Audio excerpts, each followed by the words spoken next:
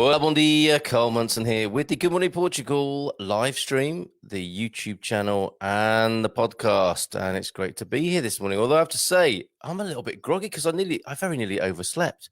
And I'm realizing that the only reason I probably get up in the morning is to be here with you to do this. I'm really grateful to you for providing me with some discipline in my otherwise chaotic life. Went out for a lovely walk last night. We've discovered that there is a derelict. Is it derelict? It's not quite there. It's not quite derelict. Abandoned. There's an abandoned golf course near us, and it's the most beautiful place to walk of an evening before the sprinklers start. Although the kids love the sprinklers as well. And there's a lake, as you might expect on a golf course. And there's a heron fishing there. And when we walked around to see where the heron had been, the heron was actually pecking out crayfish from this pond, freshwater crayfish, I suppose, and eating them. And there were all these discarded crayfish limbs by the side of the lake. And then the swallows, or are they swifts, came and were feeding on the lake in the evening. It was absolutely beautiful. And then came home to a very nice and different, I think it's called a Mancian, Vinha Verde, very drinkable, as you know, very refreshing, and slept like a baby. But I'm very glad to be here with you. And thanks again, as I say, for giving me some discipline in my life. Good morning, Carl. Very sunny on the Algarve today. Are you still in Pera? We have Pera, Castanheira de Pera, of course, as you saw in the screenshot. Thanks for that, Peter. Beautiful shot of Castanheira de Pera and the sunrise there. And, of course, Castanheira de Pera in central Portugal. And Pera, I believe, where Claire and Steve are this morning. A thumbs up, I think, from them to indicate that that's where they are. Hi, everyone, playing it safe. He's not busting out the Portuguese. Oh, come on, Wayne, don't be put off by that. It wasn't your fault yesterday. I think Google Translate let you down quite magnificently. How Tchaikovsky got brought into that translation, I do not know, but it was really funny. Very miserable here just outside Southampton, missing the Portuguese sunshine. I was like, yes, I can understand that, Paul. Let's go see what the weather is saying. When are you next here, Paul? What are your plans? And just, everybody, where are you? I mean, have you started your journey here? Are you well and truly a veteran of being an expat or an explorer in Portugal? Or are you just mulling it over? Are you just tuning into this show as a bit of a voyeur to see whether people who do this, who make this journey, who start this adventure are having a great time? I think it's safe to say we are having a lovely time, notwithstanding the usual ups and downs of life and notwithstanding the extraordinary events of this year so far. 2020 has been interesting. How's it been for you? What's on your mind? As I've got on the legend there on the screen. So weather today. Currently 19 degrees, a really nice start. I mean, here, looking out the window, the birds are singing, the sun is bright and warm already. There was a man playing the panpipes walking up and down the street. It was like this melody. It was like, doo-doo-doo-doo, doo-doo-doo-doo. And I didn't know if it was some sort of apocalyptic sign or a knife sharpener or some local tradition. There was a guy drawing our attention to him as maybe just an out-and-out sort of performer, exhibitionist, or he had a trade to ply. Still an unsolved mystery this morning. Lisbon, 19 degrees. Looking like it's going to rise to 28 today. And then 27, 25, 26, 31, 33 as we go towards the weekend. A weekend in the 30s. Celsius, of course, in Lisbon, in the capital this weekend, and the sunny weather continuing early into next week. Porto, a little bit of cloud besmirching the otherwise beautiful sky on Wednesday, as tomorrow and Saturday. But a fine week, basically. Highs of 31 to look forward to at the weekend, notably on Sunday.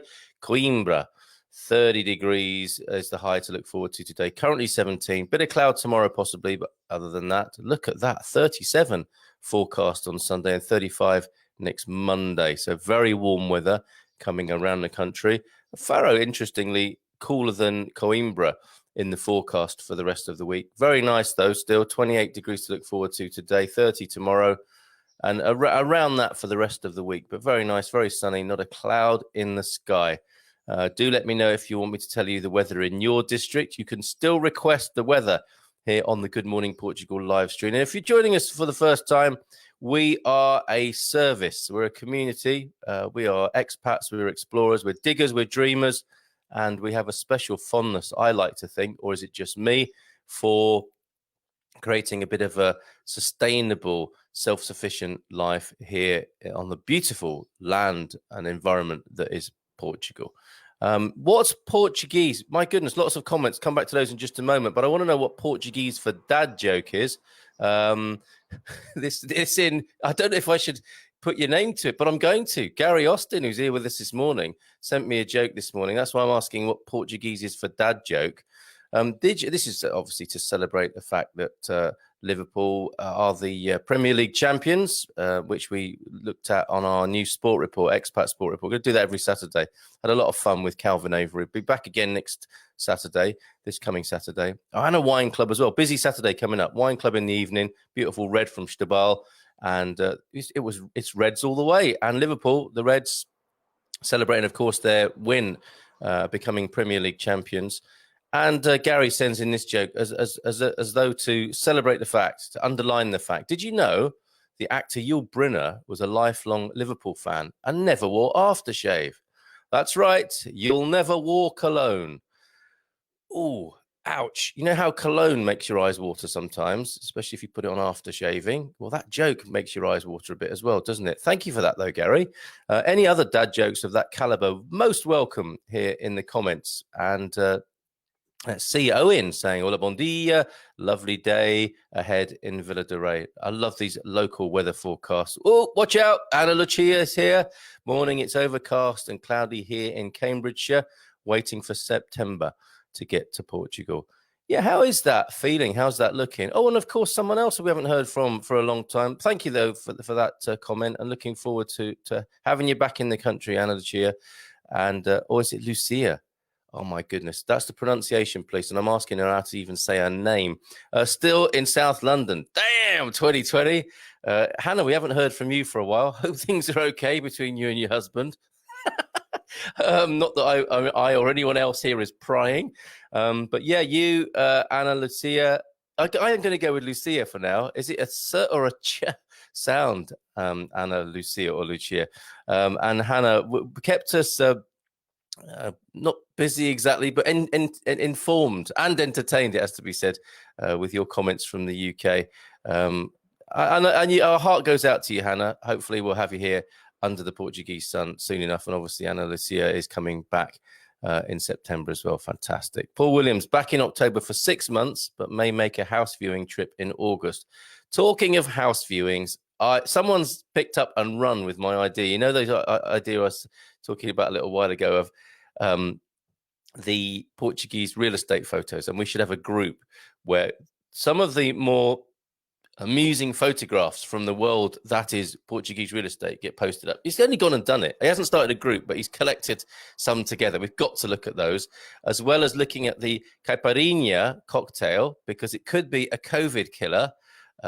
Take that with a pinch of salt, although I don't think there's any salt in it. But anyway, see what I mean? A COVID killing cocktail, allegedly. Decide for yourself. I'm not a doctor. But the Caipirinha has a very interesting history, and it was suggested because we were talking about mint the other day, and then Jeannie in Belgium said, well, you should use the mint for a Caipirinha. I didn't know what that was. I've looked it up, and now I feel obliged to tell you more about it. We'll do that, Caipirinha. Julie Fox has a blog about driving in Portugal. 25, no less, essential tips for driving in Portugal, what you need to be aware of. And it makes for amusing and educational reading. And maybe something else from an entertaining blog, uplifting blog, actually, that came my way as a way of a community dealing with the pandemic in their own way and taking responsibility for their lives in a way that I found very inspiring. But anyway, why was I saying all of that? Oh, yeah, just to tell you what's coming. If you choose to stay with us for a little while, back in October, says Paul, may make a house viewing trip in August. Heart goes out to anyone, actually, who is having to face the hopscotch that is traveling at the moment between Portugal and anywhere else. Anu, hello to you. Planning to relocate from India. I don't think we've had anybody say that before here on the live stream, here on the live show. Tell us more. Lovely to have your company, Anu. Really, really appreciate you showing up and shouting out this morning. Liz Ryan, good morning from Praia da Luz in Lagos. Good morning to you, Liz. Lovely to hear from you as well. Fantastic. And lots of lovely comments and lovely people in the show this morning. No, we've moved on. They're not in Pera. They are in a much harder place to pronounce. Thank you for that. Do you move to these places that are hard to pronounce on purpose? Mezzoliera Grande. I think I ran up to that fairly confidently. We'll no doubt find out from Ana Lucia whether that was right or not. Just north of Alvor on a site called the Chicken Run. They had a dozen of them running around the site in tradition last night. Fantastic. Yeah, we had a weird thing with our chickens yesterday. Bought some sawdust instead of hay to put inside their very well-appointed chicken coop. It's an old larder where the hotel refrigerators used to be, because we live in an old B&B, equivalent of a pension here in Korea. And they would have kept all the, the perishables out in this refrigerated cupboard, which is now a chicken coop. And I think they're loving it in there. And they've got, beautiful space to be in, and they've got a choice of 5 daily newspapers, air conditioning, all the rest of it. And we clean them out over the weekend, like a deep clean of their coop. And then I went and got some sawdust on my bicycle, and got one of those sort of packs of sawdust, and we changed. We can't get a hay bale at the moment, when we will do, but put sawdust in instead of hay, and they wouldn't go in when it was their time to go back in. And chickens are really very funny, very funny creatures. But they took one look at this sawdust in there, and they wouldn't move, like they were afraid of sawdust. And they worked collectively, so none of them would go in. They weren't even curious. They were just freaked out by sawdust. Happens to us all, I guess, at some time in our lives. My advice to people are thinking of moving here, and this is advice in capital letters: do it and don't put it off. That's from the Godfather, Gary. Do it and don't put it off. He doesn't really speak like that, but it just looks like that needed to be said like that to you if you're thinking of moving to Portugal. And I think as well as we've got a few ambassadors here. We have the unofficial ambassador for Castanheira de Pera, of course, who is Peter. I think Al Viazara may well have an unofficial ambassador in the shape of Gary as well. Dad jokes and advice about moving to Portugal, a speciality. Wayne saying, woke up to what I thought was World War III last year or last night. It was the start of last year. It was the local Fado festival. They do like their fireworks. Yes. You must have had an early night. No chance when the local Fado festival was kicking off. Lou Hopla. Hi there, Lou. Bon dia. Beautiful morning. Totally agree, Gary. Best move I ever made. As if you needed any encouragement. Come on, guys. We're here to help you as well. Ana Lucia, do beg your pardon. And I'll do my best to remember that. You know how it is when you have an awkward approach to somebody's name and it becomes a point of anxiety, and you forget, was it? Oh dear. Ana Lucia. I'll say it 3 times, and hopefully that will burn it into my subconscious. Been here every day. It's bin day. He's back out by the bins. That was what I was talking about. Oh, Hannah, I'm sure I'm sure with a sense of humor like that, you get on fabulously, and that is the bedrock of your relationship, your rough sense of fun. Let me put it like that. Bon dia. I tripped in France. Oh, here we go. Bon dia. I tripped in France. Eiffel over. Hashtag dad jokes. Dan. Ooh la la, I should say there. Sorry about the joke, everyone. Yes, quite right, Gary. Sorry about the joke. Right, Jeannie gives us the cue that we were going to look at the Caipirinha. Good morning from Belgium. Still have to wait 2 years to come to Portugal. Oh, no, you don't, Jeannie. You could come straight away. But I'm sure you've got a very good reason for that 2-year wait. And we look forward to raising a Caipirinha, which is what we're going to do now. And I want to share the backstory of the Caipirinha because, as it turned out, we were talking about how it was the official cocktail, I guess, of Brazil. And of course, the great relationship between Portugal and Brazil. And so I thought, okay, I've got to look into the backstory here after this talk of mint and drinking caipirinhas. And the reason I'm featuring it is because I did say we should maybe try a caipirinha on the live stream here. And Gordianus, one of our brilliant commentators, I hope you're hearing this in YouTube at some time in the future. It's like Terminator or science fiction, what I'm saying. If you hear this in the future on the YouTube replay, Gordianus, this is a special message for you. He said, please don't drink caipirinhas for breakfast. So I took his advice, thought we might drink a virgin version. And then we're talking to Astrid yesterday from Expats Portugal. It's not a good idea to drink caipirinhas, it would seem, for breakfast, unless it's a special occasion, of course. And living in Portugal in weather like this is a special occasion. But no, water for me this morning, I can assure you. And the idea of making it a virgin cocktail, it needs the rum. It's not one of those virgin cocktails that works without the alcohol, by the sound of it, according to Astrid. And she knows about these things. Caipirinha, Portuguese pronunciation there, as you can see on the screen. That doesn't help me. What's that? Is Brazil's national cocktail made with cachaça, sugarcane, hard liquor, sugar and lime. So a very simple cocktail. And while we're on the matter, do let me know what sort of cocktails you mix up of an evening when the sun is past the yard arm. Is that the phrase? Or when it's 5 o'clock somewhere? What's your favorite cocktail? We have a wine club. We're known to be Portuguese wine lovers, but we've never really talked about cocktails. So what do you like as a cocktail here in Portugal? Do let me know in the comments. And of course, you know what? I was thinking this morning, you need to come and join me more often as well on the screen. If you've got something to say, if you've got a question to ask, if you just want to talk about your journey here, your adventure in Portugal, it's really easy. It's like being on a Zoom call. And we're all used to that now, aren't we, being on Zoom calls? So just let me know. Send me a message. We'll get you on the screen. And also you can phone in as well. I couldn't find the cable for doing that yesterday. I'll find the cable and I'll reinstate the connection into the studio for the telephone. And ring me up. Come on. I want you to be on the show. I want you to be part of the show. I know you are already, and I love all the comments. And you must know you're very welcome to join me on screen or to call in as well, okay? With dad jokes, maybe we'll have a dad joke spot. Cachaça, also known as caninha, or any of a multitude of traditional names, okay, is Brazil's most common distilled alcoholic beverage. I didn't know that. Although rum and cachaça are made from sugarcane-derived products, in cachaça, alcohol results from fermentation of fresh sugarcane juice, then it's distilled, while rum is usually made from refinery byproducts such as molasses. Doesn't make it sound so nice. I like the idea of fermentation of fresh sugarcane juice. And on a happy homesteading tip, Mrs. M is fermenting ginger. What's she calling it? A ginger bug. On our worktop downstairs, an old Portuguese piece of marble, beautiful old kitchen worktop, we have basically ginger going off in a jar. And it's delicious. She's made ginger beer just from letting ginger, go the way of nature and start fermenting. And of course, then you can distill it, can't you, to bring more alcohol out of it. And we can make a ginger liqueur, which I'm sure she's thinking of doing. The drink is prepared by mixing the fruit and the sugar together, sounding a little like a mojito, of course, then adding the liquor.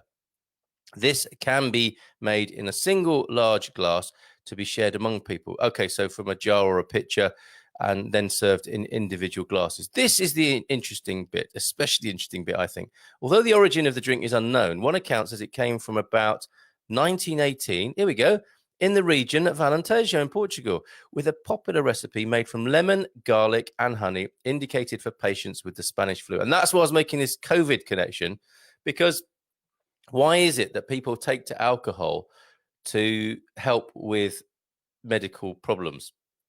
Now, the answer is fairly obvious when you think about it, isn't it? We know that alcohol suppresses the immune system. So I don't think it's really working on that level, although it might, a quick suppression of the immune system might make the immune system push back.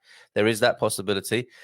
But I think the main thing is it just sort of anesthetizes and knocks you out a bit and stops you thinking and worrying so much. That's the thing about alcohol, isn't it? Don't worry, be happy, have a caipirinha. And that's probably what's going on, isn't it? When people have a hot toddy or a caipirinha here, or its old version in Alentejo, and when it was indicated for patients with the Spanish flu, a drink made with lemon, garlic, and honey, of course, I think is going to be good for you. So I think we should do it at some point. Another account is that caipirinha is based on poncha, an alcoholic drink. Again, another Portuguese reference from Madeira in Portugal. The main ingredient is aguardente de cana, which is made from sugarcane. And the sugarcane production switched from Madeira to Brazil by the Portuguese as they needed more land to plant it on. Before this, people in Madeira had already created aguardente de cana, sugarcane liquor, which was the ancestor to cachaça. So there you go, some lovely Portuguese backstory on Brazil's national cocktail, the caipirinha. Thank you for taking me on that little journey, everybody. Jeannie, notably, and for your comments. Gordianos listening, I think, a Portuguese man listening in the Far East, and I don't mean Castelo Branco. I think he's truly over there in, I'm getting some more pronunciation. This is the gauntlet I run, pronouncing excuse me, cocktail stuck in my throat, pronouncing Portuguese words. Everyone's an expert suddenly, but I do appreciate it. I do. And it's the first thing somebody said, one of our great friends, Dee, said to me, "Oh, yeah, I've been watching your show. You don't say Pascal like that. It's Pascoa." I was like, that's the first thing she said pretty much when we met.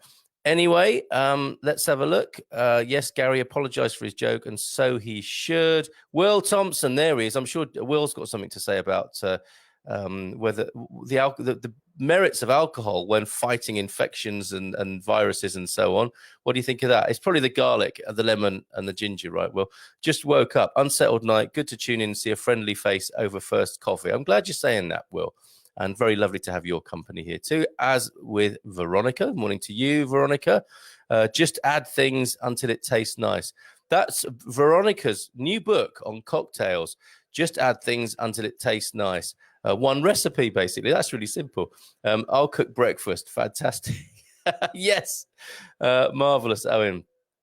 Cocktails with a breakfast supplied by Owen, which will undoubtedly be brilliant, featuring local goodies plucked from an allotment or a tree nearby.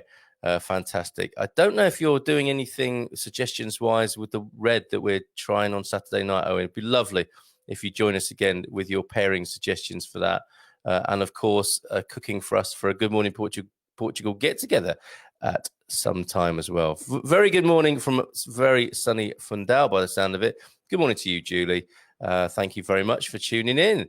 Where are you at in Fundão? Cherry picking must be over by now. What's the next bit? And the pronunciation guide here, Donna Mogardo McLaughlin, says cachaça. Have I been saying cachaça? Cachaça. So, okay, let's go with this. Cachaça is the Portuguese, Brazilian rum. Okay, we used to do that when I was a kid. Mum always had some on the kitchen window alongside the marrow, hanging in tights, making rum. What a beautiful picture of childhood that is. Marrows hanging in tights, making rum. I don't know if you're referring to the ginger beer recipe that Mrs. M's doing here, but I really like that scene, Veronica. Happy memories of Mum making rum in her old tights. Lovely. The Portuguese Caipirinha, Caipirinha, 5 centiliters. Oh, here we go. I was going to go for the BBC good food recipe, but I don't need to. Here we go. Jeannie, she's clearly an expert in these matters. The Portuguese Caipirinha, Caipirinha, 5 centiliters of liqueur beirão, 3 limas gelo. Is that cold limes? Picado corta. Why would you do this to me in front of everybody like this? I now I've shut down the tab with the with the recipe I had. Oh, come on. I need a translation of this, but the limes and sugar are in there somewhere, obviously. Thanks, Jeannie, for that. Veronica, when I was a nurse, on the medicine chart would either be a rum or whiskey each night, usually for the elderly. And presumably Guinness would make its way in there sometimes, right? A stout to help people supposedly with iron.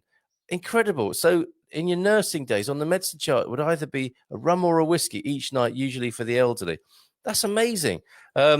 Dark and stormy, nice cocktail. Linda's favorite, she said, a dark and stormy, okay, made with ginger beer. Got a nice little theme going here, haven't we?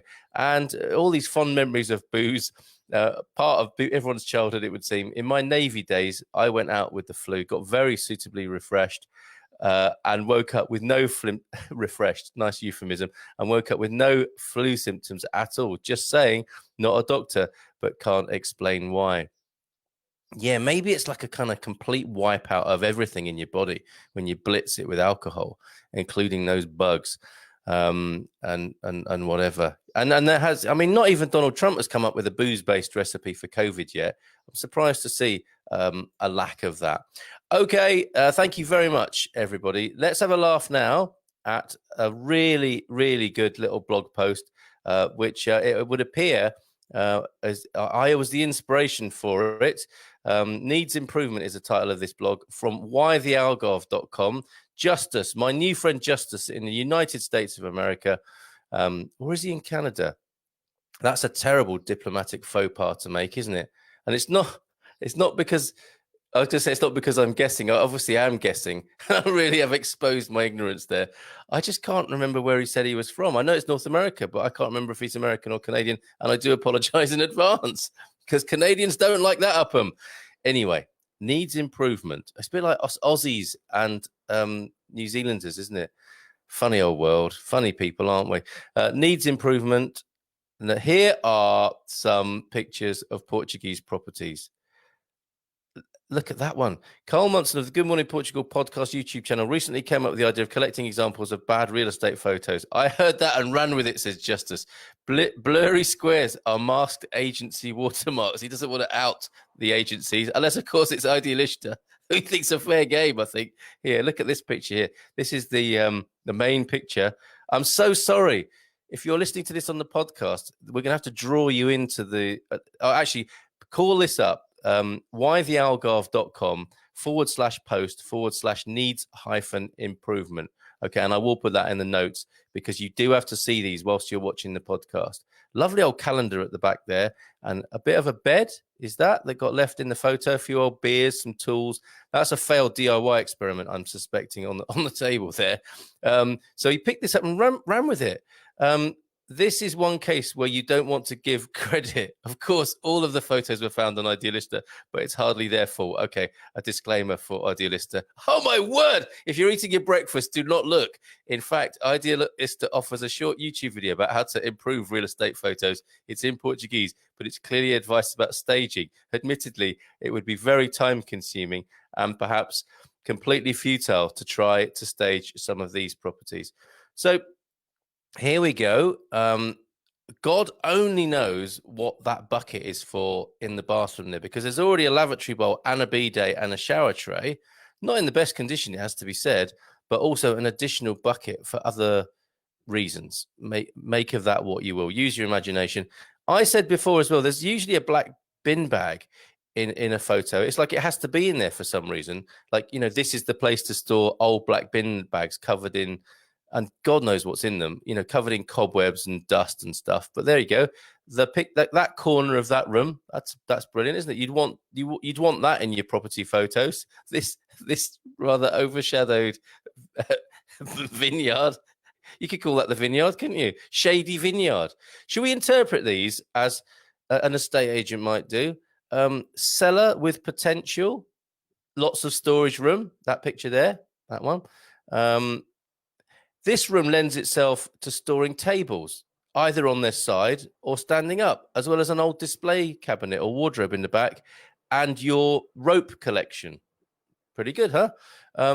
Soft focus of a breakfast bar and empty shelves here, full of potential, I guess is all we can say about that one. Oh, no, library.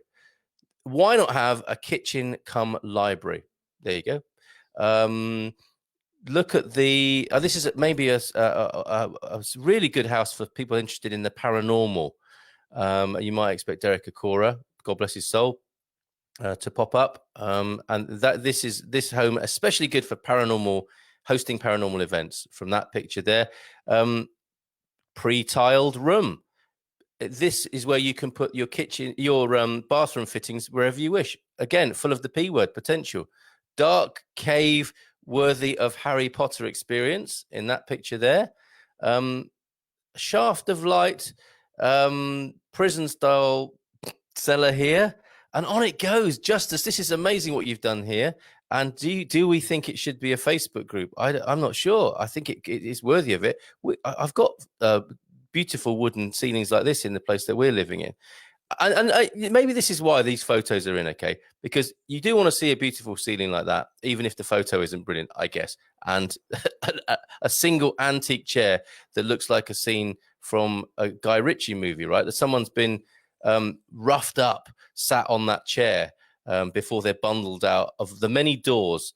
Room with 3 doors here. So again, that lends itself to making an adventure movie.